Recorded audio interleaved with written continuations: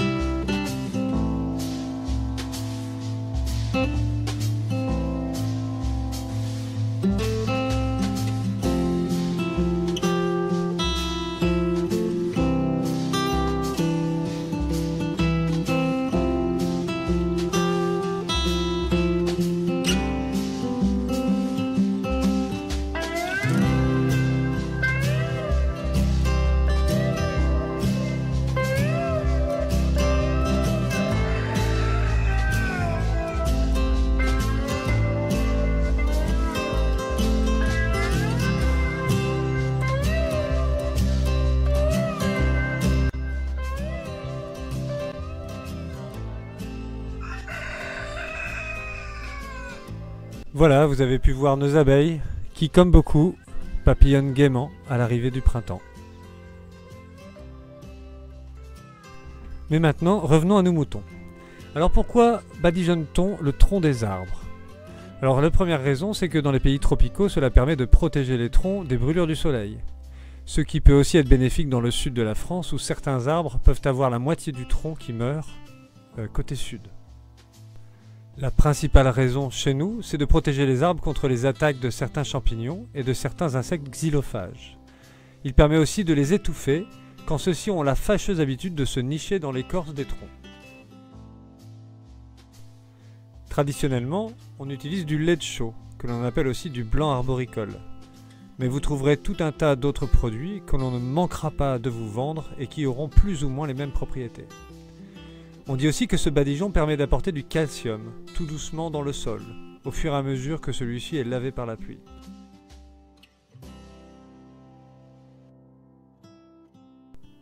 Ici, nous n'utilisons pas de chaux au jardin, car nous la trouvons trop agressive pour la vie du sol.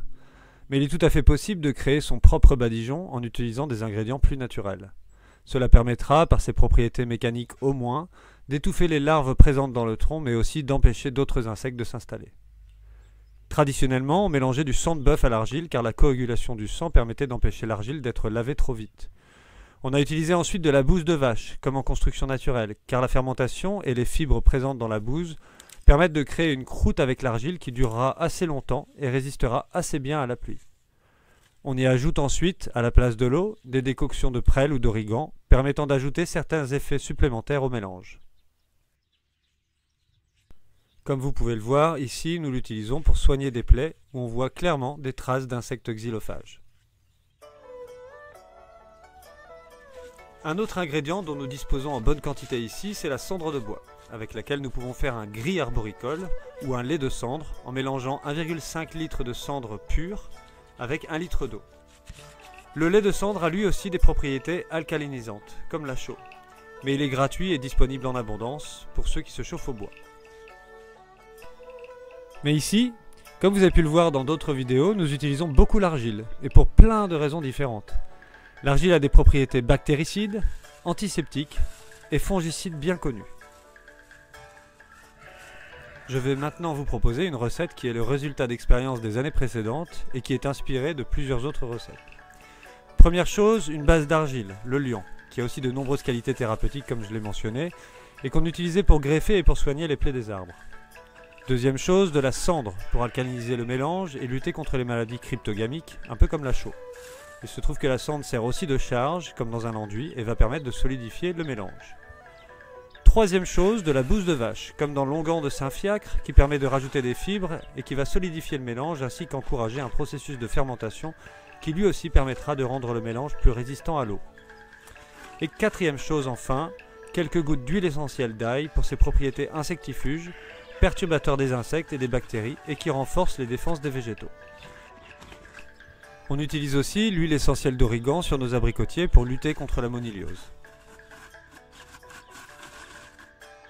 Cette recette reste un peu expérimentale, mais elle devrait apporter de meilleurs résultats que nos essais des 3 années précédentes. Nous avons remarqué un effet bénéfique, surtout quand le badigeon reste présent sur l'arbre durant tout le printemps.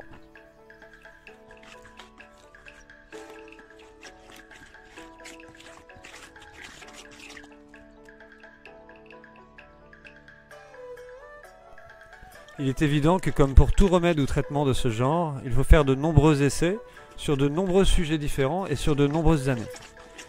Donc si certains d'entre vous sont motivés pour nous faire des retours à la fin de la saison, ça nous aidera forcément à faire avancer le schmilblick plus vite.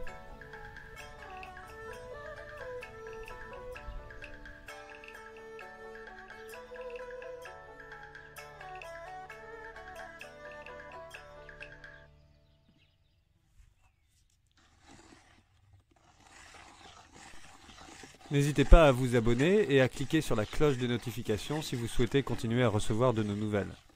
Vous trouverez aussi dans la description un lien vers notre page Tipeee si vous souhaitez nous aider à continuer de prendre du temps pour partager ce que nous faisons. Nous souhaitons à tous ceux qui ont un jardin de bien vous en occuper, notamment en regardant notre vidéo sur la gestion différenciée de l'herbe, mais surtout, nous espérons que ceux qui sont confinés entre 4 murs pourront trouver en eux les ressources et la discipline pour ne pas céder à leurs démons intérieurs et ne pas broyer du noir. Trouvez autant que possible un moyen pour vous exposer au soleil et respirer de l'air pur, même sur un coin de fenêtre. En attendant, la nature se régénère un petit peu. Prenez soin de vous et à très bientôt!